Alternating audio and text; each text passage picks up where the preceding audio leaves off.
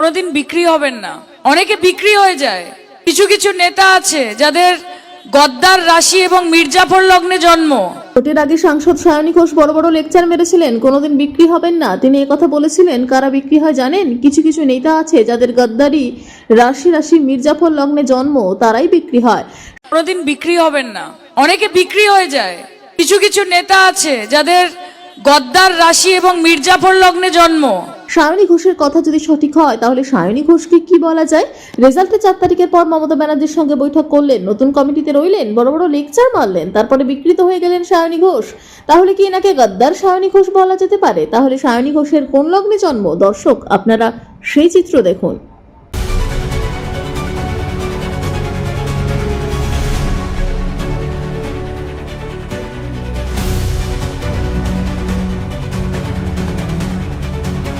বুঝতে পারেন তো কার কথা বলছি? তাদেরকে দেখে বাংলার মানুষ চিন্তিত হয়ে পড়ে যে বাবা, কাদের হাত ধরে আমরা রাজনীতি দেখছি, কাদের সময় আমরা রাজনীতি করছি, কারা আমাদের রাজ্যটাকে লিডার হিসেবে এগিয়ে নিয়ে যাচ্ছে। मैं चड्डा नहीं हूँ, ये मैं आपको जवाब नहीं दूंगी, मैं जवाब सिर्फ अपने क्षेत्र के लोगों को। ये लोग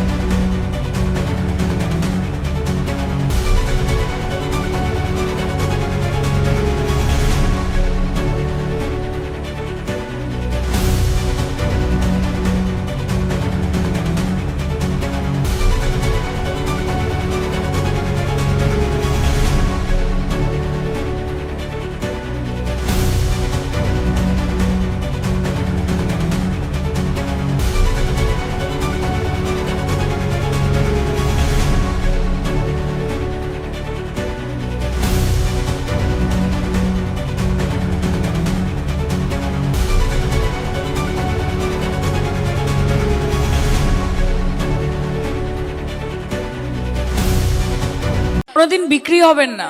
অনেকে বিক্রি হয়ে যায়। কিছু কিছু নেতা আছে যাদের গদ্দার রাশি এবং মির্জাফর লগ্নে জন্ম।